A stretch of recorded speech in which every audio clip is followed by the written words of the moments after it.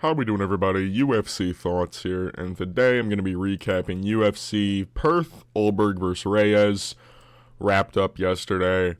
Again, another really mid-September pick sheet from me. This was definitely my worst month in a very long time, probably since January of this year, but my Januaries are always bad, though, because there's only 2 fight night cards. I went 19-19-1 in total this month, and I went 7-5 on this card alone. Confident picks, I think I went 2-1. Main event, I got right. Speaking of which, let's get right into it. Carlos Ulberg versus Dominic Reyes. This was... It didn't go exactly how I said it would, but it went basically... I thought the fight would go on a bit longer, was my take. I said in my video, I knew Ulberg was going to knock out Dominic Reyes based off of Dominic rushing in, being desperate, being down on the score, being visibly, and him knowing, like, himself that he's down on the scorecards and trying to get it back. He'll rush in and do something stupid and end up getting shinned and countered for it, which is exactly what happened. Round 1, Dominic did literally nothing in this round. I don't even know the punches or strikes that they counted as lands. Maybe it was the low kicks. I think he landed a couple low kicks. Outside of that, I literally have no idea what he landed. He threw a couple head kicks that went way over. Ulberg just dodged out of the way. And that was another thing I brought up, was the footwork of Carlos Ulberg. He's so out of range that nobody can really land anything like significant on him. But he actually was the person who took the front foot advancement in this fight, other than Dominic. I thought Ulberg would be on the back foot, chewing up Dominic. Dominic would be whiffing and then rush in after getting hit with like a low kick or a body kick and then get knocked out. But it was Ulberg actually advancing, putting Dominic towards the fence, and then Ulberg backstepping out of the way of whatever Dominic tried to do in his rush, and then chinned him with like a 1-3 combination, or a 1-4 technically, because it would be 1, 2, 3, 4. Yeah, I think because I don't know if the first punch was a left hook. It might have been, but I thought it looked more like a jab. It looked more straight to me. There's nothing really to break down here. It's just Ulberg, like, I hate being like the "I told you so" type of thing when a fight like this happens, because this was a main event. And I love Dominic Reyes, but like I knew he's just not good enough. Like, it's the sad fact is he's not a good enough athlete anymore, at least, with these type of tacticians near the top. Like, it's just how it is. Ulberg was always going to win this fight. Like, no matter what performance Dominic tried to do, he would eventually just get knocked out. It's just how it would play out. Ulberg fought basically a perfect fight. I don't know where these strikes even came from. I literally do not remember them. But apparently he only got hit 5 times, which is perfect. So, had a hard training camp for a quote-unquote surging Dominic Reyes. Chinned him in under 5 minutes. Walked out with a bag. I don't know, did this get he got a $50K bonus as well, added to his paycheck. It's a good day at the office for Carlos Ulberg. I mean, for the future of Ulberg, it really does depend on how those fights next week go, or this week rather, because it's technically Sunday. Whoever is champion really determines this. If Alex somehow beats Magomed, Ulberg will definitively get a title shot, I imagine. Definitively. If he like chins Magomed in round like 2 or 3, something like that, maybe, which I don't think he will. You'll hear my picks and breakdown for that come Wednesday. Then Ulberg will probably get a title shot, basically because Alex has already beaten Yuri and Khalil. That's what I'm thinking. If Magomed stays champion, they will probably give it to the winner of Prohaska and Khalil Roundtree, mostly based on the fact that, well, the winner of that would be on a 2-fight win streak consisting of Jamal Hill and then whoever they fight, right, that day. Mostly because it would be a new opponent for Magomed Ankalaev, and also it's just more marketable. Like, the UFC tries to market Carlos Ulberg, nobody cares. Nobody gives a shit about this guy, which is, it's so weird. I haven't seen such like an auraless top 5 fighter, especially at a higher weight class, like Ulberg in my life, honestly. Maybe Jamal, maybe he's like the other guy that I like. Waldo Cortez Acosta is another good one, because I'm pretty sure he's top 5 still somehow. No one gives a shit about Ulberg. I don't know why. It's just like, I don't care. This was a really good performance. This is a way to gain back that fan base that you lost after back-to-back consistent shit-stained performances against Jan Blachowicz and Volkan Oezdemir. But this is also lower level of competition. That's just what it is. Dominic's not as good as those guys. Sad as it is to say, he's just not. Dominic, I don't even know what you do with him. Fuck it. Dominic versus Johnny Walker. Do that. Make that like a fucking... They'll probably make it a main event of an Apex fighting night. With the main events we're getting for Apex events, that would be a good one. Fucking David Onama versus Steve Garcia, 5 rounds. That fight's not going fucking 5, buddy. Gabriel Bonfim, Randy Brown. That's a main event. Fucking, I might make a video about that. I'm gonna make a video about that. Holy shit. Great win for Carlos Ulberg. Dominic Reyes. I don't know, man. We move to the co-main event. Jimmy Crute versus Ivan Erslan. I don't know if I predicted Jimmy Crute by sub. I think I picked him by submission. On the feet, it was pretty evens. That was what a lot of people probably thought. Jimmy Crute on the feet is pretty weak, honestly, like technique-wise. Ivan Erslan, that's where his bread and butter is usually the pocket striking, or boxing, rather, and overall just having power on the feet to dismay people from, striking with him. But his takedown defense is garbage. Jimmy, when he got his takedown, immediately started to try to mount Ivan, try to get to dominant position, and he did. And then Ivan ended up giving his back, and then he got, like, bully rear naked choked. It wasn't even like a rear naked choke. It was like he had his fucking wrist. He didn't have his elbow, like that part of his arm, and he had his fucking wrist, and he was just pulling up as hard as he could. I've never seen anything like that before. That's shit you'll only see at light heavyweight, I'll tell you that fucking much, but, yeah. Good win, good performance from Jimmy Crute. Ivan Erslan, get out of the UFC. You're not UFC caliber, you're 0-3 in the UFC. Get out. Jimmy Crute, that's another win in a row for him. Two fight win streak for the Brute. I don't know who you pair him up with, honestly, but who really gives a shit? No idea why this was the co-main event. I got it right, though, so that's all that matters. Pretty dominant performance. Outside of some striking exchanges, Ivan literally did nothing in this fight as well. It was another nothing burger from the light heavyweights. We move to the featured fight, Jack Jenkins versus Ramon Taveras. Pretty fun fight. This was probably one of my favorite fights on the entire card. Yeah, also pretty close after round one.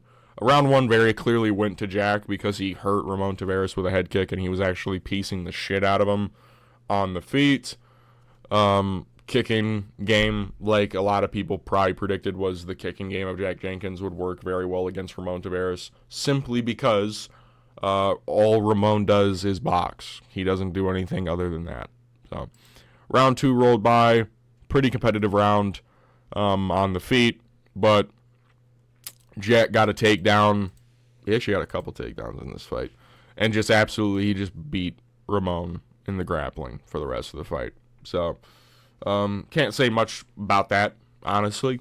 Out-grappled Ramon Tavares as the fight went on. It reminded me a lot of the Mason Jones versus Jeremy Stevens fight, where the first 2 rounds, because this takedown in round 2 was near the end, I'm pretty sure, where they were beating the shit out of each other. Round 1, it was more one-sided to Jack Jenkins. Like in round 1, it was more Mason Jones. Round 2, it was kind of getting closer, and then Mason Jones ended up getting a takedown near the end of that round. Jack Jenkins kind of did the same thing. It was pretty competitive, but it seemed like Ramon was starting to get a bit more momentum his way. Round 3 rolled by. Again, pretty close round. I could actually understand maybe Ramon, just because he landed some big shots, but Jack Jenkins got 2 takedowns. Did some good work with them as well.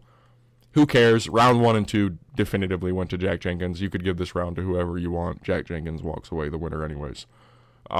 Pretty good fight. I'd say round 3 was a bit dull just because there was a lot of grappling going on, a lot of control from Jack Jenkins, but it is what it is at the end of the day. Ramon Tavares falls to 1 and 2 in the UFC, 2 and 3 under like UFC promotions. He's 1 and 1 on the Contender Series as well. His 2 wins are against Surrey City and Cortavius Romeus.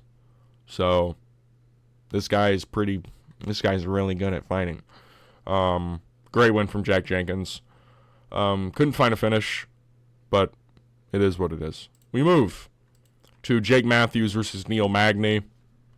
Pretty controversial fight, I would say. Round 1 was Neil Magny until like the final 2 minutes. Neil was actually doing really good work against Jake Matthews. He ended up getting a takedown with like a minute 30 left. It might have been actually way later in the round than it had to have been.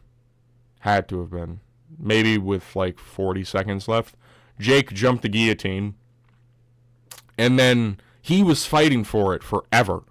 And then he ended up actually securing it and mounting Neil Magny with it. But I don't know. The controversy lies in the stoppage. Because you can see this fight ends up going to round 3 and Neil ends up winning. Round 2 was also Jake Matthews, by the way. He ended up finding he got a couple submission attempts in this one, mounted triangle, got another takedown, or he reversed a takedown from Neil Magny. But round 1, he mounts his guillotine. The ref stops it. The ref stopped it before the bell. If you watch back, he literally says, he's out. Stop. And then when he separates them, Neil Magny's like, no, I'm fine. The issue lies in Neil Magny, his body language. He lets his right arm go like limp. I know he's doing that to get space, but you could do like a thumbs up. He says he did a thumbs up after the ref grabbed his arm. You do it when you're going down. If you're in that tough a position, don't make it look like you're fucking going unconscious. Because I guarantee you, most people that were watching that fight thought Neil Magny was going out. Based off of that. His fucking arm goes limp. And then the ref, he's out, stops it. Neil Magny's like, no, I'm not. And the ref's just like, no, mate, that was just standing around. I didn't stop it. I don't know what you're talking about. He definitely stopped it. The replay shows he's saying he's out. But fair play. Continuing the fight actually led to a Neil Magny win after being down 2 rounds. He got another Mike Malott. Round 3, he literally just started charging at Jake Matthews, and Jake Matthews quit. Honestly, he wilted very hard in round 3. Neil just kind of got on top of him, started raining down shots and beat him up for quite a bit. Ended up getting him to the ground, was kind of bullying him, locked in a Darce, I want to say. I think it was a Darce. Yeah, it was a Darce, I'm pretty sure. Locked it in, ended up submitting Jake Matthews, and that's how the fight goes. I don't know if Jake Matthews' team are going to launch like a appeal, because this is like a fight where that would actually kind of like be applicable. Like, bro, it's not like he got robbed, but like the ref definitely stopped that fight. He definitely stopped it. Like, he's out, stop. He waves it off. He waved the fight off. There's literally video evidence of him waving the fight off. So, I don't know. I'm glad that it continued for Neil Magny's sake, because that would have been a really shitty way to lose this fight. But I also feel for Jake, because it's like, maybe that extra 2 seconds of squeeze is what he needed to actually choke Neil Magny unconscious. I don't know. We move to the start of the main card. By the way, I got that fight wrong. Tom Nolan versus Charlie Campbell. Another fight I got wrong. Pretty competitive on the feet for the first couple minutes. Charlie hurt Tom at one point. Didn't get a knockdown on him, but he like off balanced him pretty bad with a hook. And then as the fight kept going on, Charlie just kept rushing in and getting hit with big punches. He ended up getting hurt with like a left hook, I want to say. Fell to the ground, like fell into a takedown that Tom Nolan reversed. Ended up getting the back of Charlie Campbell. Found a rear naked choke that was tight, bro. It looked like the way Charlie was squirming, it reminded me a lot of Robert Whittaker versus like Khamzat. The way he kind of like started shaking on the ground and then started tapping. Really good performance from Tom Nolan. Charlie, short notice for the fella. It is what it is. Tom Nolan, great performance. He withstood the storm of an early Charlie Campbell. Ended up landing some big shots of his own. A spinning like Max Holloway spinning jump kick to the body on Charlie Campbell. That shit was nasty. You can see it hurt him. And then he overall, like, Charlie just kept rushing in and getting clipped with things. But Tom Nolan, yeah. Great performance. Another win for Tom Nolan. That's 4 in a row, right? Is that 4 in a row for him? That's got to be, right? Yeah, because Alex Reyes, Charlie, Vyashlev, and then the other guy. I think it was like Martinez or something. The shitty guy that he fought. This dude, yeah. Victor Martinez. Great win. Great win for Tom Nolan. Continues advancing up the division. Young, 25 years old. Keep going, man. Keep going. We move to the featured prelim, Navajo Sterling versus Rodolfo Bellato. I'm just going to say it. This is another fight where I don't want to say not impressed. This is another fight that I'm not super stoked about when it comes to Navajo Sterling's stock as a prospect. It seems to me, I don't know if it's just me or not, that Navajo Sterling is having way more competitive fights than a lot of people thinks that he will. He's still yet to find a finish in the UFC. He's come close. Ivan Arslan, came pretty close. This fight, he didn't really come close at all. He showed some really good skills, don't get me wrong. Round 1, very clearly won. Round 2, very clearly won. Got a takedown. It was at the end of the second round where I saw, man, Navajo's starting to feel it. You know what I mean? And I was like, don't tell me this is another Lone Kavanaugh situation here. It ended up not being. I gave the third round still to Navajo. This was a 30-27 shutout performance from Navajo Sterling. I don't like how Rodolfo started to kind of bully him midway through round 3. Now, I know what you're saying. How do you bully him and then you still give him the round? It's just because he landed some really nasty combinations. Because here's the thing with Navajo. You can tell he's extremely talented. He goes to the body with boxing at light heavyweight. Nobody else does that outside of Alex Bahia, bud. Telling you this much right now, dude. Nobody does that other than maybe Ankh as well. He does some straight shots to the body as well. Nobody else does that at light heavyweight, dude. Nobody. Azat Mirzakanov's another one who's also extremely talented. So you see him doing this shit. You can tell he's very technical, very good. But it's just like he doesn't have... I don't know what it is. He doesn't have that it factor about him yet. I don't know what the it factor is yet. He just doesn't. He clearly doesn't have it. It's another performance in the career of Navajo where I'm like, he could have done more. And to be fair to him, at the end in the post-fight press conference, he said, "Yeah, I'm not too happy with this one. Felt like I could have done more. Move on to the next one. I'll keep trying to improve." And he called out Ibo Aslan, who was supposed to be fighting Junior Tafa in the co-main event, the original co-main event of this fight night. Which, by the way, that was going to be the co-main event. Thank fucking God. I like that call out. I think Navajo Sterling versus Ibo Aslan's a great fight. I think that's a fight where maybe Navajo could again try and show that he's more than what we've seen from him as of yet. I would like to see a finish in the UFC from Navajo Sterling. I know that it's like not everybody gets finishes. Mavzar Evloev, for example, he was basically all finishes before getting to the UFC. Still hasn't found one in the UFC. It's just like the way Navajo was presented to us coming up was this guy's gonna fucking break through in the light heavyweight division. He just is. I still haven't seen that yet. Because here's the thing. I think Navajo Sterling has 3 30-27 performances in the UFC. Actually, did I give one round to Ivan? I don't remember. But still, 3 very solid performances. It's just, it lacks something.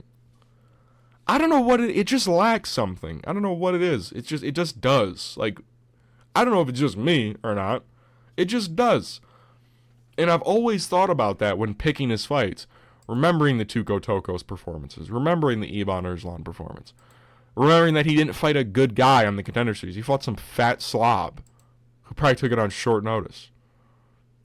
Good win, though. He beat Rodolfo Bellato, which, you know, he's the only guy to do so in the UFC so far, technically. So, yeah, good win for Navajo. It's just like, again, I go into his fights expecting to be impressed. And I am impressed. It's just not as impressed as I thought I'd be. He, like, under-delivers every time. I don't know what it is, but still, good performance, good win for him. I just like to see more out of him. Still. Navajo's very funny as well. Follow his, like, Twitch. I think he streams on Twitch. He's super fucking hilarious. We move to Cam Roston versus Andre Petroski. Andre Petroski pick backfired on me pretty hard here. He didn't try and grapple at all. He just kind of waltzed into a KO. That's about it. Cam Roston, pretty technical on the feet. Found a really good shot on the temple of Andre Petroski. Kind of sat him down. Looked a lot like the Ulberg Reyes knockout, honestly. But yeah, Petroski, I don't know what his fucking game plan was going into this fight. It was fucking garbage, though, I'll tell you that much. Grapple. Do what you do best. Don't just stand there looking shell-shocked on the feet. You're not going to knock him out on the feet, bud. I'm sorry. You knocked down Gerald Meerschaert one time. That's Gerald Meerschaert, bud. Let's get some grappling going with you, man. I'd love to, because this is a very winnable fight for Andre Petroski. That's what makes me upset. This was, out of all of his losses, this is the most embarrassing one. By far.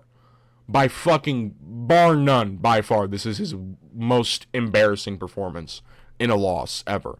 Michel Pereira, that was Michel Pereira before he had fucking actual, like, AIDS. Like, he has a fucking autoimmune disease now. The Edmund Shabazian one, not even that bad. That's not even that bad of a loss. Edmund Shabazian's pretty good. Who was the other guy that he lost? Jacob Malkoon. The way you lost to him was pretty bad, but, like, you still had some competitive moments with him. This is just a bad loss. Like, Cam Roston genuinely is like a telltale person for you to beat, grappling-wise. He's not that great. But you decide to stand with him, and you end up getting clocked for it. That's just how, if you thought you were going to beat him standing up, that is your fault. I'm sorry. That's a game planning issue. That's what that is. That's just all that is. I know it's easier said than done. I obviously understand that. Cam Roston's a very long guy, very lengthy guy on the feet. It's going to be hard because you're worried about a knee at the middle, maybe an uppercut, just like the up the middle, a front kick. I don't even think Cam Roston threw a front kick in this fight. But you got to worry about that. But don't just, like, blindly run into fucking boxing range. Dude, that's, like, not the answer for that either. Try to cut off the cage. Methodically do it. Don't just rush in. You know what I mean? But, good win for Cam Roston. cringy post-fight interview, but, middleweights needing some more middleweights that are cringy. So, we move to Jamie Mullarkey versus Rolando Bedoya. By the way, if you can tell, I got that one wrong. I got this one wrong, too. I had, the right idea. It's just it didn't pan out the way that I thought it would. I thought round 3, what happened in round 3 would kind of happen more so in round 2. And then continue into round 3. Round 1, very dominant round from Jamie Mullarkey. I know the striking numbers don't look like it. Jamie genuinely had Rolando Bedoya's back for, I swear to God, maybe 4 minutes of this fight. Of this round, at least. Round 2 didn't take him down at all. And round 2 was that was a winnable round for Rolando. It's just Jamie Mullarkey landed some really solid shots on the feet in round 2. His best shots I've seen him land maybe in 2 years, honestly, in a fight. In round 2, landed really good straights down the middle. Round 3, he was super gassed, and Rolando started doing his best work, landing really good combinations. It just sucks that he has zero power in his punches. Traditional kind of South American kind of fluffier fighter for a division type shit. Jamie Mullarkey wins 29-28. It is what it is. Good win for him. Rolando Bedoya is probably going to get cut. 0-4 in the UFC. I don't even know how they gave him a 4-fight contract to begin with for a short notice appearance against Chaos Williams. I don't know if they extended him. If they did, that's horrific, honestly. But good win. Maybe they extended him after the Chaos. Maybe he was a 1-fight signee, and then they signed him to another 3-fight because he had a very competitive fight with Chaos. But yeah, I don't know. Rolando Bedoya, he's just missing he's just missing power, honestly. He genuinely doesn't hit hard. Speaking of which, of guys that don't hit hard, Colby Thickness. What are we doing? By the way, I don't know if he was injured going into this fight. He fucking better have been. Because he looked nothing like he did against Topuria, honestly. He looked nothing like he did against Topuria. He looked injured on the feet, looked weak, looked lethargic in his movements. Looked like he had 3 broken legs, honestly. Round 1, he was getting absolutely tuned up on the feet. And then in the final minute and a half, he got a takedown. And Josias Musasa genuinely didn't know what to do. That's the best way to describe it. Didn't know what to do on the ground. Got immediately mounted and then beat the fuck up. Round 2 rolls by, and I'm looking again, 0 for 3 on takedowns. He looks like he just looks hurt. He looks like he doesn't want to be there. By the way, at the end of round 1, a bulldog choke got locked in from Colby Thickness. Like a bully beatdown kind of choke situation. Josias fought out of it. He didn't fight out of it. It wasn't tight enough for him to tap. Round 2 rolled by. Josias was just thumping him on the feet. So it's 1-1 going into round 3. Similar situation to round 1 happened in round 3. I was like, there's no way Colby Thickness is about to lose to Josias Musasa.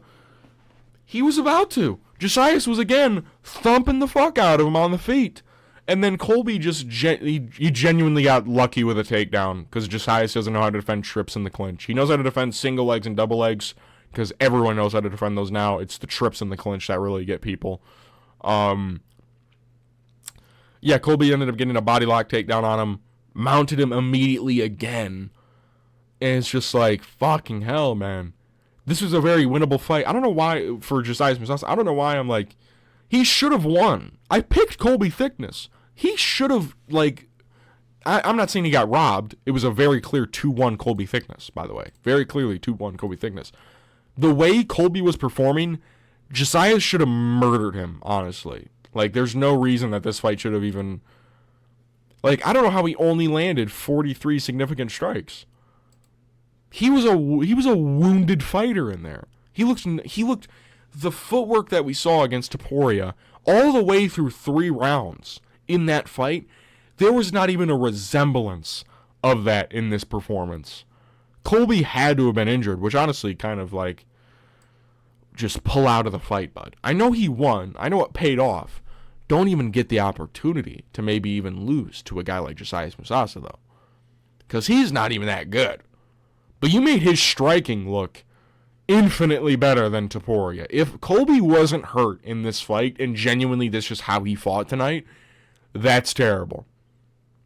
I'm not very... For Topuria, that's terrible. That's actually awful.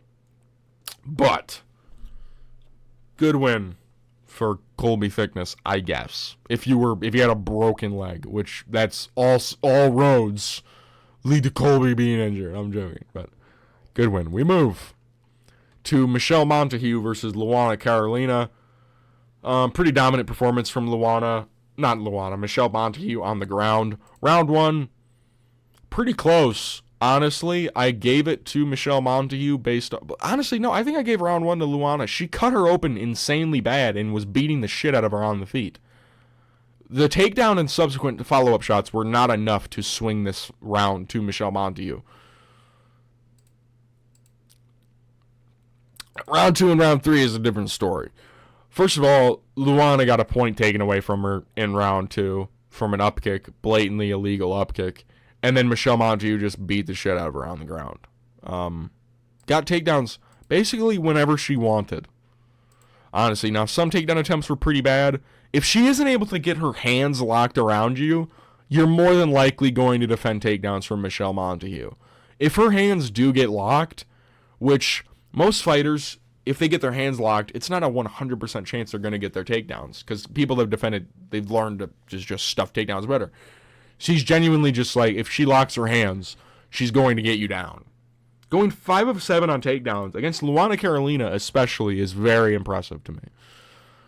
This round was 10-8, very clear Michelle Montague round along with a point deducted. This round I gave to Michelle Montague as well.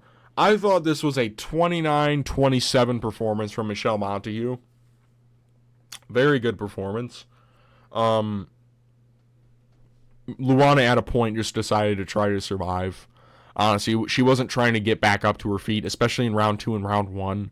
Round 3, she finally was like, I gotta get back up. And then she immediately got suplexed down to the ground, like, after standing up. So, dominant performance from Michelle Montague, honestly. Round 2 and round 3, there was bullying, was what was happening. That was a bully session. Oh, shit. Yeah, great win from Michelle Montague. Prospect at women's bantamweight to watch out for. So, her stand-up is still dog shit, but we'll work on that. We move to Brando Pericic versus Elisha Ellison. Elisha Ellison, like, look at these fucking numbers. Jesus Christ. Elisha Ellison is not UFC caliber at all. He just isn't. That's the story of this fight. It was literally Brando Pericic walking down Elisha Ellison. You could tell when this fight started, it was like, oh, Brando's going to win. Which is crazy, because this fight, I'm pretty sure, was like even odds. I'm pretty sure Brando was just like a slight favorite against Elisha. Which it's like, what? Like, as this fight started, it was pretty clear who was going to win. Like I said, Brando kind of fights like Ante D'Elia. He walked down Elisha, hit him with a brutal right hand. Elisha started to like sputter out. Brando started to follow him. Elisha shot a double leg that was pretty close to being done. But then he just he like pulled guard on Brando. Why? I don't know. And then he got flatlined with ground and pound. By the way, he was out for like minutes, which is no bueno. That's not good.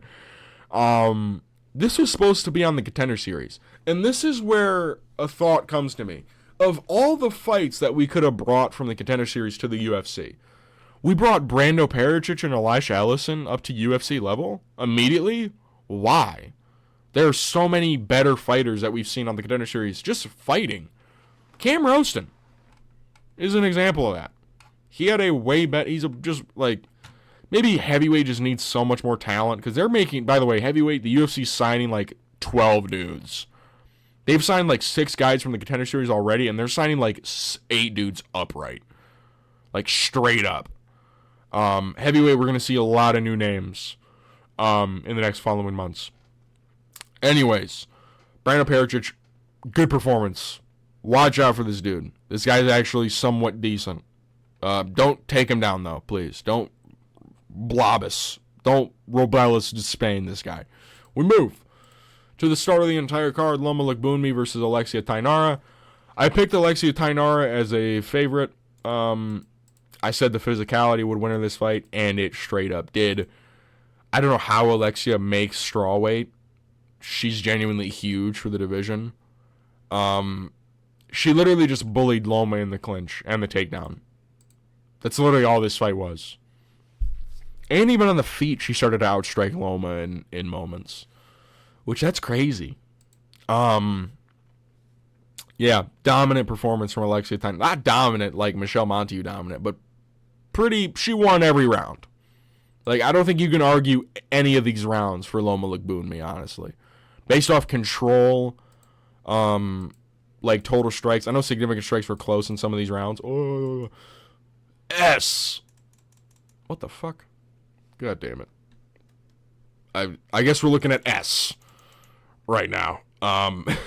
Fuck it. We'll look at S for the rest of this video. Yeah, pretty dominant performance from Alexia Tainara anyways. UFC Perth was pretty good. I know we're looking at the letter S right now, but, you know, we'll fucking deal with it.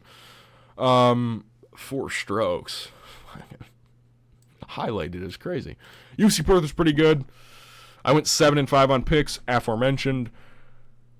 September I didn't do great. October I'm gonna sweep every main event, sweep every main card. I promise you guys. Just watch it. I'm gonna do good this month. But yeah, if you liked the video, give it a like. If you want to see more content like this, subscribe. Leave a comment down below. How did you guys do on picks? Did you guys get the main event right? If you did, let me know. I will see you guys in the next video. Peace.